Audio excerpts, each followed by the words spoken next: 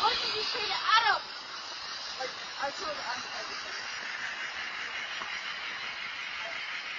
Let's talk about all the latest in the Idaho 4 case. Right now it's Sunday, December 18th at 5:50 p.m. as I film this. We've got a lot to talk about. Kaylee Goncalves' dad came out with a statement to Fox News. I don't think we've heard a parent of any of the victims say. He is saying that 2 of the victims had defensive wounds, not just one. I believe we had heard about at least one of the victims in the past, perhaps Zana Kernodle having defensive wounds. But this is the first time I've heard Steve say that 2 of the victims had defensive wounds, but they were obviously overcome by whoever this perpetrator is.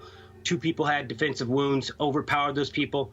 I also want to talk about the latest surveillance footage of Kaylee and Maddie Mogen walking that fateful night from the Corner Club in Moscow, Idaho, over to the grub truck. Brian Enton has released the full video, so we get to see not just a still photo with the audio behind it, but we hear the girls talking too. And I believe those are the girls talking. I can't really make out what Hoodie Guy is saying, but I believe I definitely hear Kaylee and Maddie. To wrap it up, I want to talk about going back to the beginning of this crime case, when it was only about 24 hours old, and how the local media addressed it, how the mayor addressed it, how everyone was being told, basically, nothing to see here, don't worry, isolated attack, and how the mayor actually said, pretty much this is a one-time thing. Art Betke, the mayor of Moscow, says he's hearing from police it's complicated. Because at this point, with a case of this magnitude,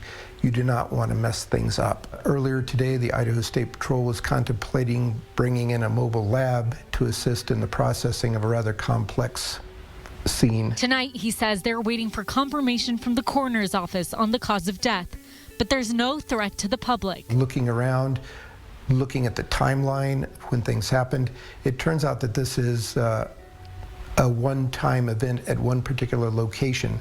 This does not carry on to the larger community. Looking back at some of this old news footage shocked me. I also want to talk about the body cam footage from September 1st, 2022 that Lana of Truth and Transparency received from Moscow police. I've put in plenty of Freedom of Information Act requests to Moscow police. You've watched the previous video where they fulfilled that one from November 13th, the alcohol-related incident. I got all 3 of those videos. Previously, I did put in public records requests to police for all incidents that occurred at that house, which is technically 1122 King Road. That's the technical address, even if you start looking up ownership and records. However, it's confusing because the house faces Queen Road, so sometimes people call it 1122 Queen Road. Police searched the area inside and outside 1122 Queen Road on Monday. Those are the additional specific body cam footage requests I've put through, and I'm looking forward to getting those additional videos so we can go over those as well. It's kind of eerie to see just 74 days before this gruesome, horrible event, to see that house lit up all noisy with a party and police responding to a noise complaint. But first, let's talk about this short black and white snippet of Maddie and Kaylee walking from the Corner Club to the grub truck. According to Google, it's only a 6 to 7 minute walk, about a third of a mile. I don't know which direction they took, though, if they indeed walked from the Corner Club to the grub truck and the hoodie guy was there kind of just being their protector. If you listen to the surveillance footage, most people think in the video you can hear Kaylee saying, "Maddie, what did you say to Adam?" Like maybe a little annoyed. Kaylee sounds like she says, I told Adam everything.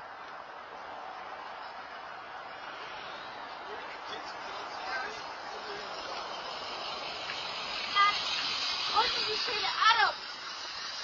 I told Adam everything. One of you guys. Guys, I'm at Charlie D'Amelio check. I love you. I love you. Guys, feels like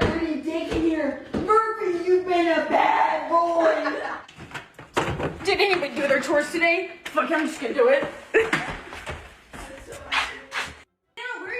I gotta go pull you out. Failed 12 already. Does anyone do like a white night? Like, let's just do a white night. To me, it does indeed sound like Kaylee saying, Maddie, what did you say to Adam? And you can see Maddie kind of swinging her sleeves. She's wearing a really oversized coat. Some people don't think it's hers because it's so oversized.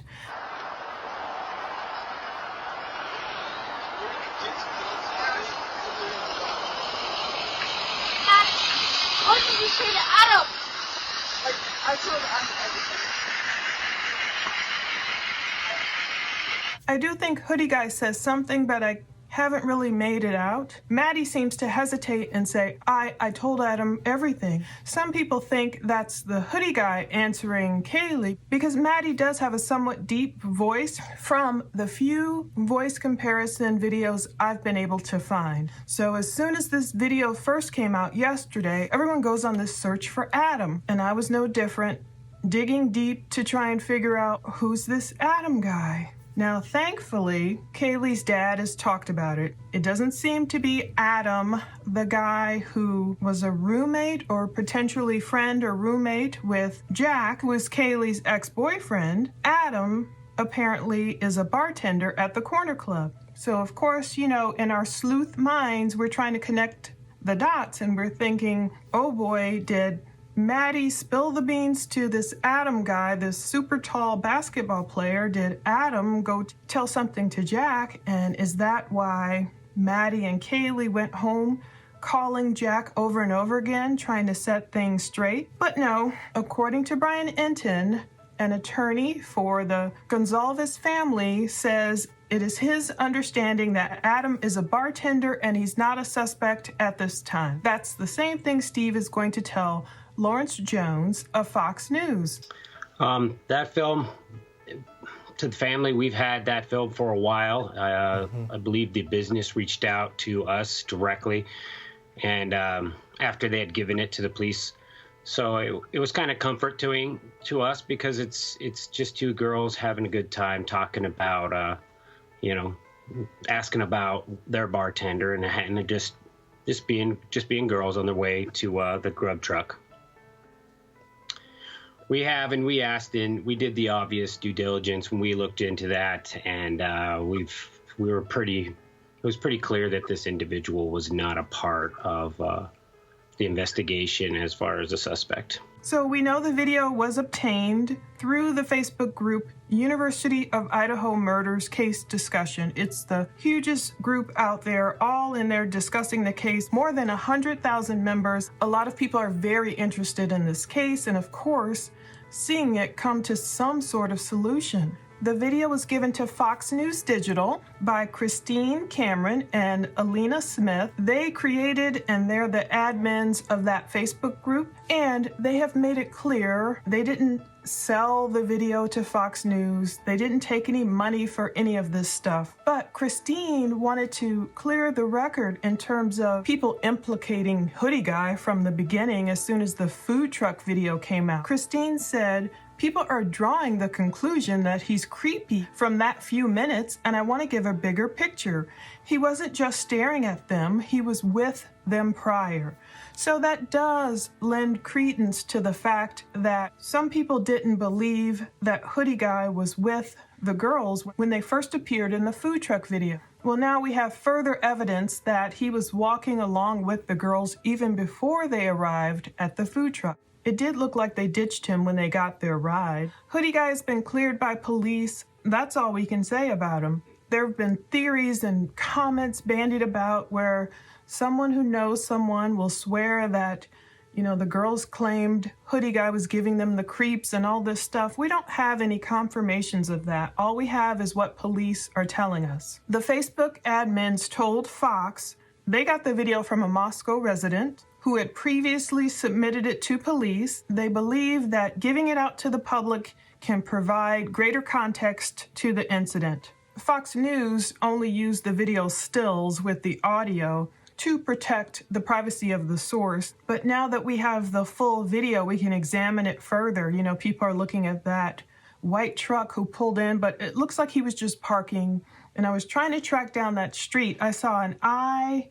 It looks like one of those University of Idaho signs up there. And I was going through Google Maps to try and determine which route was this. But of course, Google Maps, some of those images are from 2018, 4 years ago. It can be harder to track down. But I know any locals, Moscow residents, probably know exactly where the girls were walking. So if you have an idea where they were, please leave a comment. I didn't see a date timestamp on that surveillance video, but I believe it was approximately sometime after 1:30 a.m., I believe. According to police, Maddie and Kaylee left the Corner Club bar around 1:30 a.m. on November 13th, and they walked to the food truck. And after that, they went back to their home, that infamous home on 1122 King or 1122 Queen, as it were, road. But we know from the food truck they arrived approximately 1:41 a.m. That's a good 11-minute stroll. They appear to be walking at a pretty quick clip and just happy, enjoying the night like many a college student after leaving a club, going off to get some food. Now, Lawrence Jones, when he interviewed Steve, Kaylee's dad, he did admit they had a cooling off period last week just to bring the temperature down, as Lawrence said, with law enforcement. So we noticed, us who are following this case so closely, we noticed that Steve had been missing from the press in the last week. So Lawrence said they were trying to calm the situation down, I guess, with police. I did hear rumors about some kind of heated meeting between Steve and the cops where the cop almost walked out of the room. I'm trying to find more info. There was a video, a longer extended interview with Steve and Christy, Kaylee's parents, but I couldn't find a longer version that was longer than about 2.5 minutes. Regarding this footage of the girls and the hoodie guy walking to the food truck, Steve said, yeah, that film to the family, we've had that film for a while, so the family has known about it. So, Steve didn't tell us everything like people think. Steve said, I believe the business reached out to us directly after they had given it to the police. So that's good. Whoever got this footage gave it to the police. They did their best, gave it to police, and the family knew about it. They've kind of informed us through communications that they've checked all the easiest paths. So like if this individual had this car registered to his name and it was just something very quick that they could just look up in the area and go right to his house, they've done all the due diligence there. They've done all that. So now they're reaching out and they're going to look to the community, see if this individual borrowed this car. It doesn't appear that it's something that they have real easy access to. So he may have ran. And they really pushed the narrative saying, hey, if we can get these guys to focus on something that's really helpful, which is this car, and, find out if somebody says, hey, that car, that looks a lot like mine, I'm going to come forward and just volunteer my information. And then, they can figure out if somebody else had borrowed it or if who knows? Yeah, I want kids to understand that this is such a big case that these guys have their hands full. I wanted to go out there and tell everyone we support the Goncalves family, support the local police officers, so much so that we want them to be able to work on this case. I know that this is way over the normal workload that they normally have. Plus, they have patrols. They have to patrol now. This guy's not caught. So, there were some rumors that I called these officers a coward. That was not for these officers. That was for a lawyer that was standing in between what the officers would like to release and what is actually being released. And I called that individual. And this was just about coming forward and saying that the profile is a male. I feel like at a month we can rule that that's not going to hurt the case. It's pretty clear. Even the coroner said this was a very strong individual. 2 people had defensive wounds, overpowered those people. So I'm just trying to steer the conversation into a way. So I have another person who's going to school there, and I don't want him walking around those streets if it's not safe. So, we know as a family what we're looking for. And, if they see an individual looking a certain way, I'm telling my kids, steer clear of that. Steve, but, this I is want other families to know. To be honest, we're not even really going to have a Christmas because you just can't get yourself there to where it would make sense. One of my children's, the youngest one is going to go stay with some families because they're going to have the normal type Christmas, and she deserves that. But for us, we can't do that. It's too close to our heart. And how do you have a celebration like this when you've lost two of your favorite people in the world?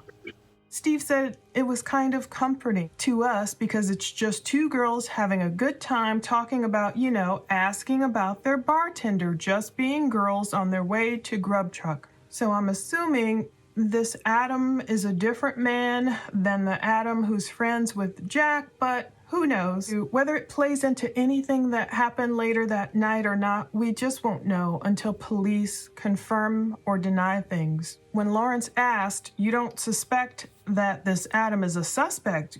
You guys have known about this video for a while. Steve said, we have, and we asked, and we did the obvious due diligence. We looked into that, and it's pretty clear that this individual was not part of the investigation as far as a suspect. So everyone doesn't need to go jumping on every Adam in Moscow as some potential suspect. As far as news about the car, this white Hyundai Elantra that cops are still looking for as of this recording, Steve said they've kind of informed us through communications that they've checked all the easiest paths. Steve said so. If this individual had this car registered to his name and it was just something very quick that they could just look up in the area and just go right to his house, they've done all that due diligence. They've done all that. So apparently it sounds like it's not some local guy who just so happened to have a 2011 through 2013 white Hyundai Elantra registered to his name that police could go track down easily. We know they talked about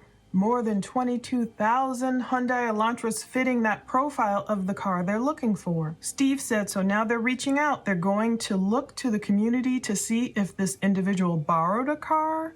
It doesn't appear that it's something that they have real easy access to. Steve said, so he may have ran, and they really pushed the narrative saying, hey, if we can get these guys to focus on something that is really helpful, which is the car, find out if somebody says, hey, you know what? That car looks a lot like mine. I'm going to come forward and just volunteer my information. And they can figure out if somebody else had borrowed it or heck, who knows? So he's saying it's almost like giving kids something to get busy with, but it's really helpful. He's saying cops are pushing the narrative. If we can get the public, these sleuths, everyone, to focus on something which is really helpful. So I guess he's saying instead of running down these rabbit trails of Hoodie Guy or Adam or the 4chan crap or even Joe is starting a new TikTok account just because of all the hate he's getting, and just some of the messages I cannot believe people send others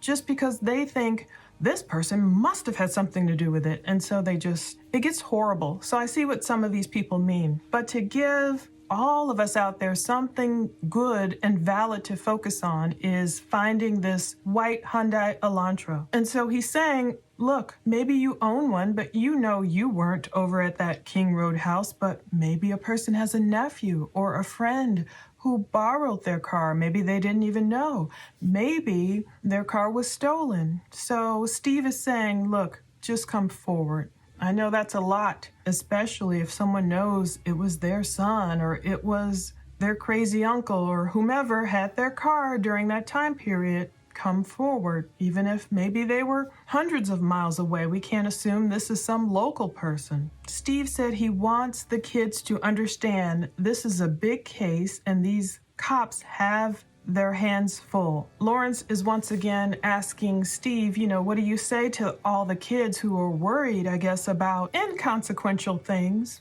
And Steve is saying, look, this is such a big case. These cops have their hands full. Basically, help them out and tell them what you know. Don't expect to get in heaps of trouble. But that's one thing that if you go watch the body cam footage from September 1st, and as soon as I get all the incidents that I've requested, I'll go over them and publish them as I can, blurring people and stuff. When you watch that body cam noise complaint from September 1st, 2022, it's really scary when you think of what was happening next? What would happen only 2.5 months later? You see a girl answer the door. First of all, when the cops pull up, the music is so loud. I see why there was a noise complaint. It was so loud, the cops were calling it a sorority house, basically, even though technically it isn't on Greek Row. As far as I know, it's just a home rented out to college students, but it's so close to Fraternity Row and Greek Row, it's almost like it may as well be this huge party house. You know, I've heard some people say, oh, it wasn't that much of a party house. Well, that night, that was some loud music when the cops pulled up,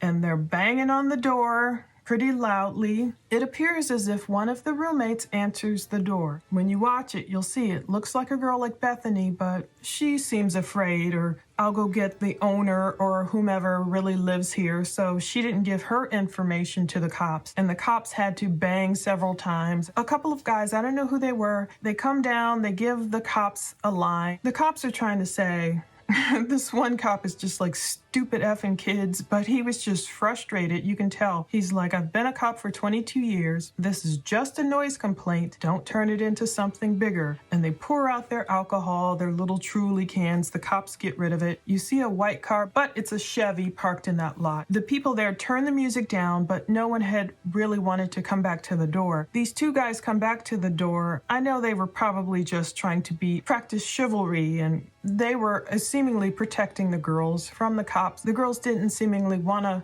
face the cops. Who knows what else was going on in that house? Maybe it was just underage drinking. I don't know what. But the guys are there and they're trying to pretend they don't know nothing about nothing. I don't know who lives here. Oh yeah, but whoever lived here left. It was just a mess. It was really eerie too, with the cops just peering in and looking at the first floor and the bedroom and going up to the side, and you could see how dark it was, and you saw the patio with the lights, but it was so loud. It was such a party house. They turned the music down. It makes me wonder, could it have been a neighbor fed up with all the noise complaints? Because there's been more than one for that house. And in my research, I can look back years and see the complaints for this house. Not like there's one every month, but you see different things happening with this house. Did people who live nearby, did some person snap and just get sick of it and walk over and do what he did? Or is it really the work of some serial person who's done this before? Steve said these guys have their hands full. He's appealing to the young people. Don't necessarily act like the young people did in that video. I hope they're not acting this way with cops now. I don't know anything about anything. I don't even know who lives here. Eventually, in that video, you hear the cop speaking with Maddie Mogen, and she gives her address as 1122 King Road.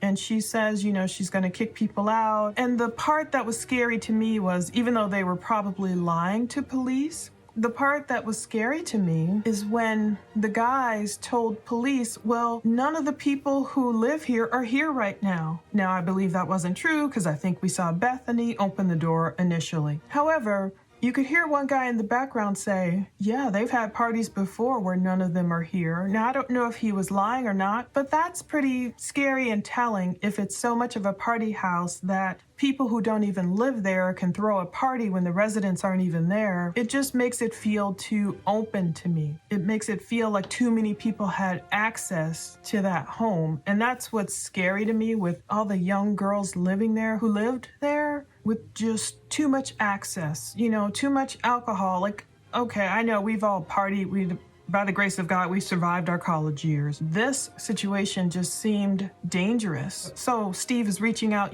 tell the cops what you know. I hope by now they know, of course, it's not some small incident like a noise complaint. It's a lot more serious, and I hope they told the cops everything, even if they worried about, oh, would this get me in trouble? Would that get me in trouble? But Steve did correct himself, and he said, I wanted to go out there and tell everyone that we support, the Goncalves family supports the local police officers. And I was grateful to hear how he pronounces his own name, because it's a difficult name, but he said it like Goncalves. But he said so much so that we want the police to be able to work on this case. I know that this is way over the normal workload that they normally have. Plus they have patrols. They have to patrol now. This guy's not caught. There's rumors that I called these officers cowards. So yeah, the Fox News article did state cops were cowards.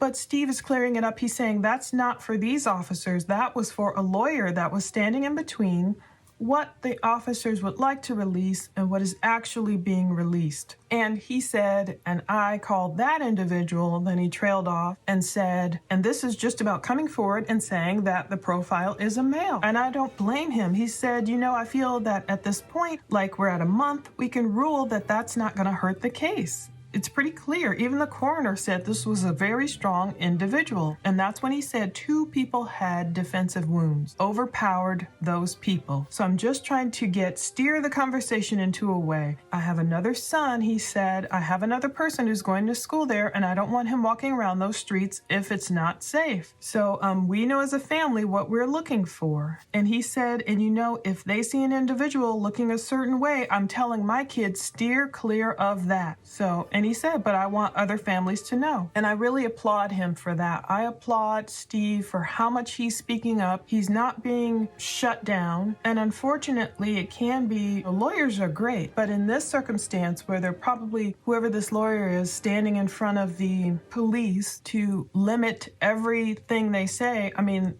was this lawyer there from the beginning? When you see from these news clips that the town was being told, this is an isolated incident, this is a one-time thing, the mayor said. I mean, how on earth could he have known that? I'm sure maybe he was being told that. Heaven forbid if another homicide happened the very next day and, you know, they're telling parents, don't worry, basically, this was a targeted attack. Isolated incident, only happening one time, but parents could see through it because they're saying, well, if you don't know who did it and you have no one in custody yet and it wasn't something self-contained within the house, how will you know we're safe? Night. 4 university students in Moscow, Idaho are dead, and there are more questions than answers coming from police.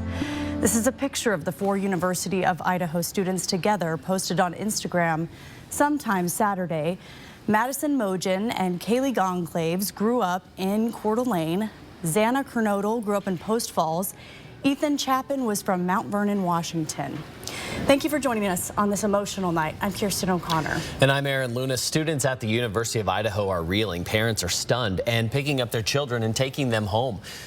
Rumors are rampant about how these students died. There's still potentially a killer out there, and the Moscow Police Department is saying very little tonight. 4 News Now has in-depth coverage on this tragedy. We start with our Esther Bauer live in Moscow. Well, I'm here just off King Road where a community is shaken to its core. Here at this home behind me, police have been going in and out all day. Questions are now mounting at this crime scene, and police are giving no answers.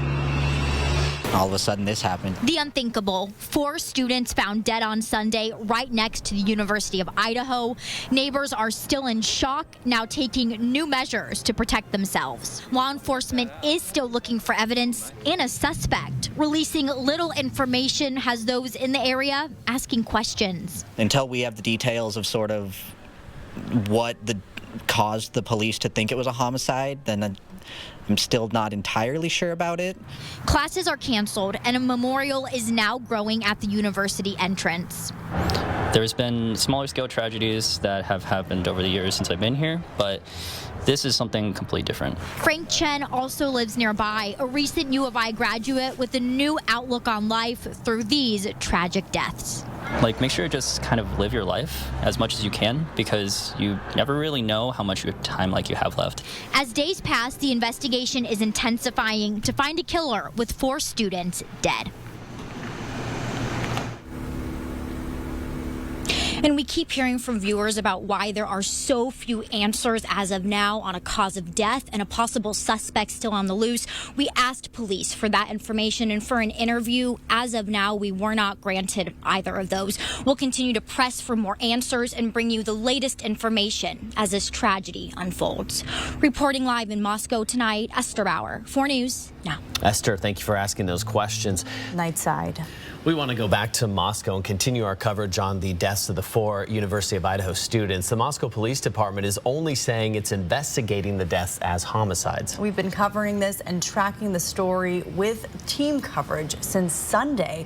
Take a look at your screen right now. These are the students police found dead in a home near the University of Idaho campus. All of them have close ties to North Idaho. Police do tell us there's no threat to the community, but and they haven't said anything about tracking a suspect. We do have some new information from Moscow on the deaths of those 4 students with our reporter Rania Kaur. Heart of downtown Moscow, Mad Greek is closed tonight with a memorial of 2 of the victims who were employees there. At the home where the students were killed, a bouquet of flowers rests on a rock right at the front. Joanna Perez was among the students tonight who dropped off a bouquet and a teddy bear at one of the memorials. Ethan was his name. I had RSTM and he was in the same college program as me. So he was like kind of in some of my classes, and some of my friends knew him, so just kind of hit close. As police continue their investigation, Perez is grappling with what happened. It's just like scary and frustrating because we want like answers to know like what happened, but they're holding back a lot of information from us. All throughout today, Moscow police were in and out of 1122 Queen Road, trying to piece together what happened. Perez, however, is contemplating going home. That something like that could just kind of happen out of nowhere. So kind of just scared about that and like worried about what's to come like later on in the future. If Moscow's so small and something like that could just happen in one day. And so that's when they backtracked days later. And I give it to the police chief. He did say, you know, he was strong in his vulnerability when he said, I should have been here standing up at this presser probably a day or 2 earlier. So at least when you come out with the truth that way, that is strength. That is where you're strong.